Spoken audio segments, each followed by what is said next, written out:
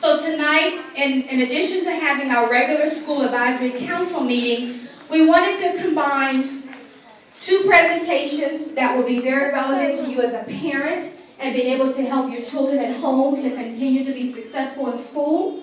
We also wanted to give you a snippet of our winter performance that will be coming up on December the 12th. We have some of our very talented students that will be performing tonight, and just a couple of songs that we'll be able to perform for you so that you can come back out on December 12th to see the entire show. And because we know that you took time out of your busy schedule, you don't have time to go home and cook and do all those special things that we do after we get off from work, we also want you to remain with us. I had a caterer provided to do dinner for the family so that we can stay and still continue to have music and dinner together. So we hope that this night is a special night for you because we had you in mind for designing a show and also making sure you leave with some relevant information so that your children or your child continue to be successful here at Discovery Elementary School. I would like to introduce our School Advisory Council chairperson to you so that she can just share a little bit about what SAC is about. We have parents, we have community members, we have business partners that are part of our SAC team, but we need you to also come out to our SAC meetings. SAC meets once a month, and it's from 30 minutes to an hour of your time that we only take so that you are an important piece of Discovery Elementary School. So at this time, I would like to again thank you for coming out tonight, and I would like to introduce our third grade team leader, our third grade yearbook sponsor, and our School Advisory Council chairperson, Ms. Raylene Thomas. Good evening, everyone, and thank you for coming out. I just wanted to share with you a little bit about what SAC is and the purpose of SAC. SAC was founded in 1991. The Florida legislature enacted a law that created the School Advisory Council to assist in upholding the effectiveness of our public schools.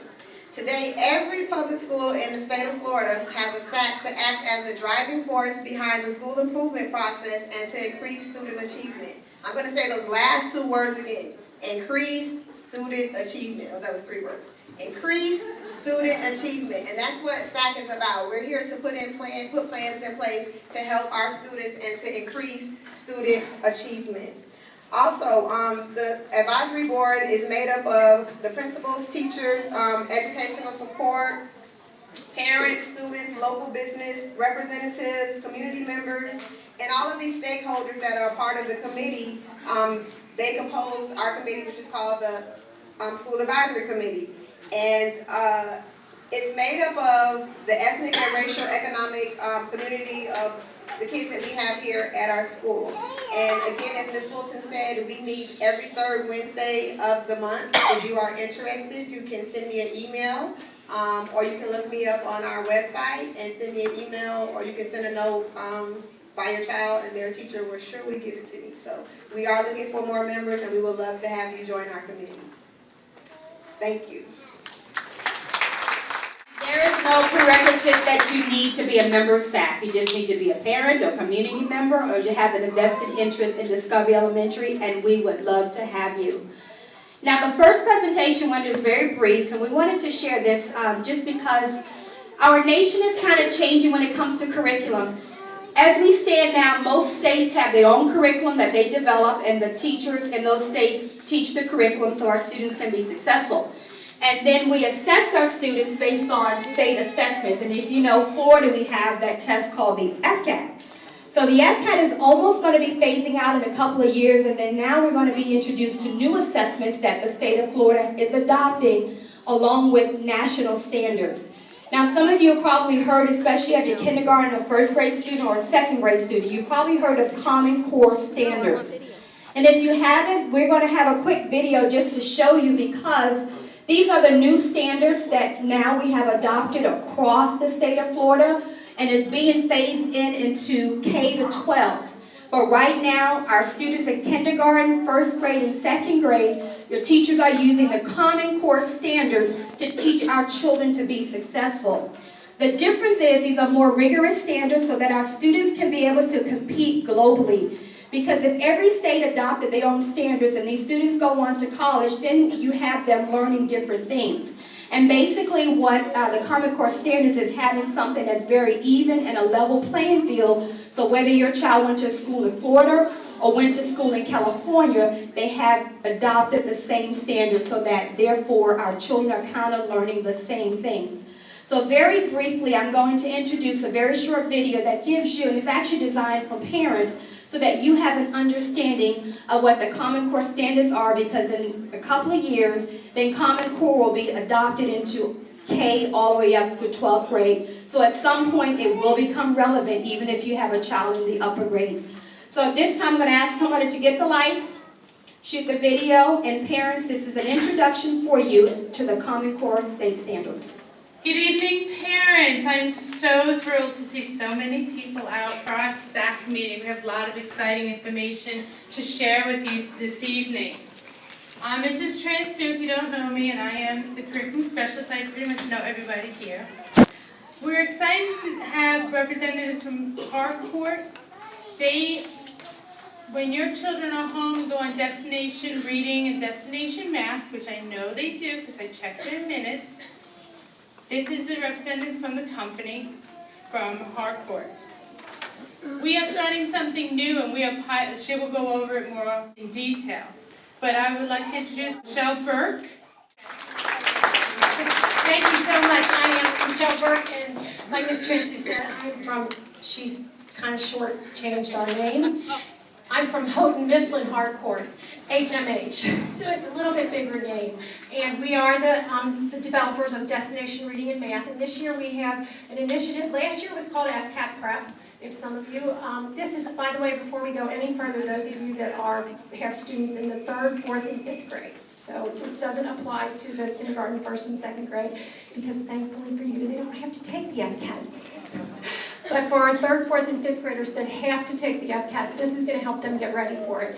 Like I said, last year was called the FCAT Prep. This year it is called Virtual Learning Path, because apparently we are not allowed to use the word FCAT because the state owns that word. So now we refer to it as VLP, Virtual Learning Path. And my friend Frida is in the back. We don't have a clicker, so I'm going to say Frida, and she's going to change the slide for me. So once again, it's Virtual Learning Path. Go ahead, Frida. It's delivered through Destination Reading and Destination Math. The students are going to take benchmark tests.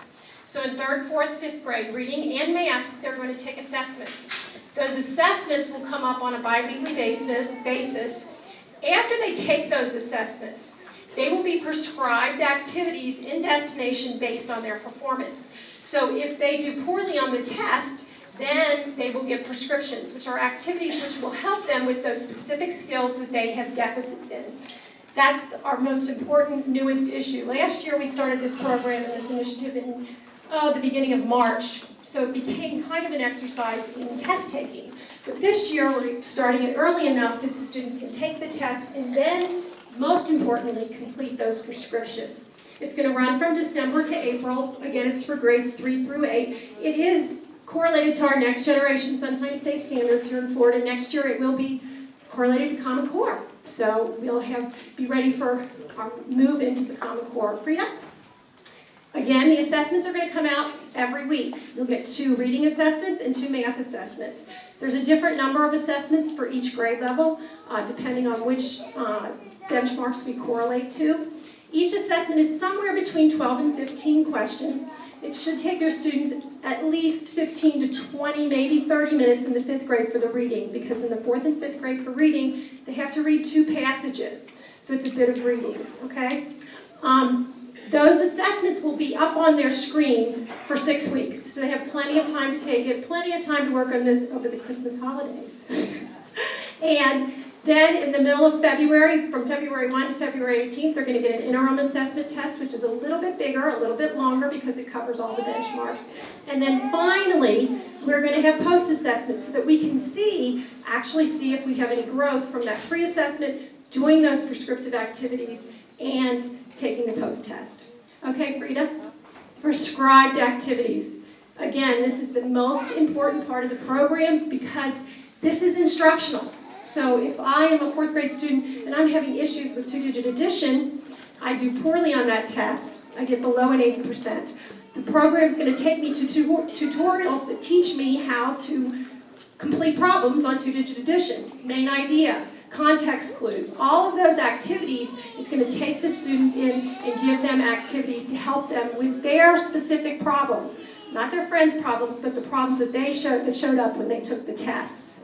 The biggest word that you need to remember for your students when you go on the program is the word prescribe. Because the program, and I'm going to show this to you in just a minute, the program tells you actually which activities are prescribed. So your teachers here at Discovery are assigning activities to them that correlate to what they're doing in the classroom. But once we start this program, we really want to focus on those prescribed activities because they are specific to your individual child. So you have to teach them. If it says prescribed, you really need to be doing that because you obviously didn't do well on a test and you obviously need the work. You may have them say to you, but I already did this activity. And I think your answer should be, and how many times have you watched Harry Potter? You did really badly on the test, badly enough that you need this activity. I think you need to listen again, okay? This is how they're going to get in, and for those of you that are here, you'll have a guide. You'll have a little guide that we're going to pass out for our 3rd through 5th grade parents. But they go to the Beat portal, they click the student portal, and then this little icon right here, Destination Reading and Math, is there. They click that, they use their 10-digit ID, and they use their 4-digit school code to get in. Okay. Oh, you went the wrong way. Down arrow. There you go. This is what it's going to look like when they get in. We went in and logged on as a student, and we took some tests, and we assigned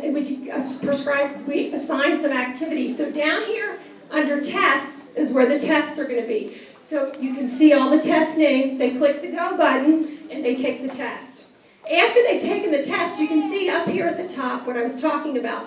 All those 1, 2, 3, 4, 5, the first 4 activities are activities that the teacher assigned to them. How can you tell? The word prescribed is not behind them. These activities, these last 4 activities, this particular student took these particular tests, all 3 of those tests, scored below an 80%, and was assigned these activities. The instructional activities that are going to directly correlate to these specific benchmarks. That's the other key about this program. The tests and the activities are going to have these coded benchmark names. And that's pretty much the only way they're assigned is through the virtual learning path, okay? Next one. Now, when they get into a test, this is what it looks like. Up at the top, they have the tracker. This particular child has finished 7 of the questions. He's on number 8. When he gets through number 10, he hits the submit button right here. He doesn't have to finish the test. If he leaves before he finishes the test, he can leave. It's very, very, very important that he exit correctly. Because if the student doesn't exit correctly, next time they log on, guess what? You're going to be doing the Harry Potter line again. Because they're going to have to start over.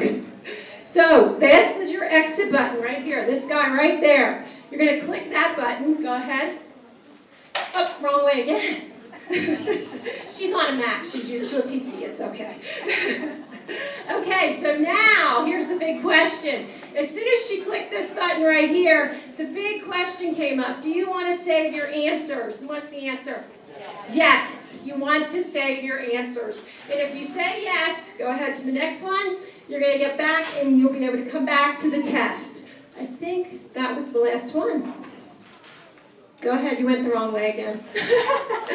Okay, here's the big one, and this is on your handout. That's basically how the program's going to work. They're going to take assessments, they're going to get prescriptions. It's going to go on until April. If anybody has any questions, anybody have any questions? I think we're good. Anybody that's a 3rd through 5th grade parent, if you'll raise your hand. There you go. We're going to give you your student guides. Oh, I forgot the most important thing. Before we do this, I just want to say a couple things to you about your presence tonight. That I have been doing these all over Broward County. You need to give yourselves a hand because this is the largest crowd I have ever seen.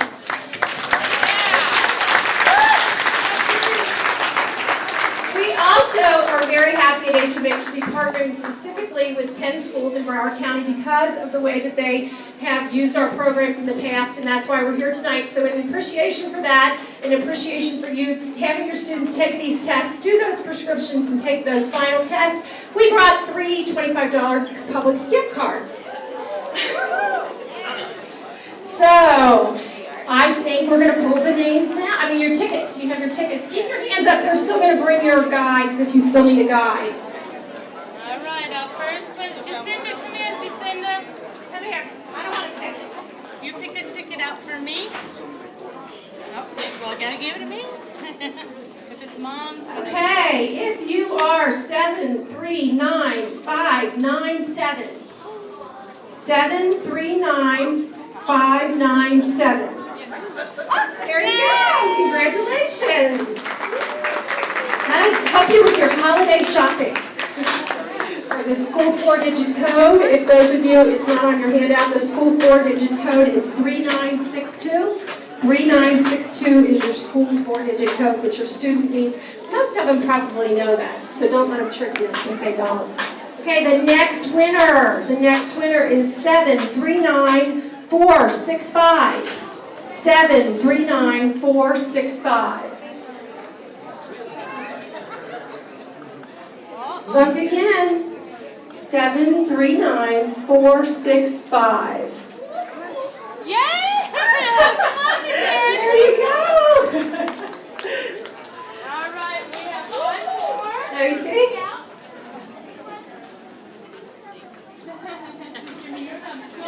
Okay, and the last winner is 739451. 739451. All right.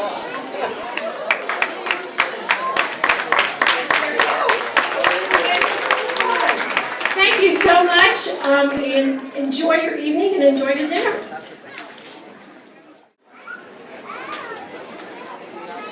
We would like to thank the ladies from Destination Reading and Math for coming out to bring us this great presentation.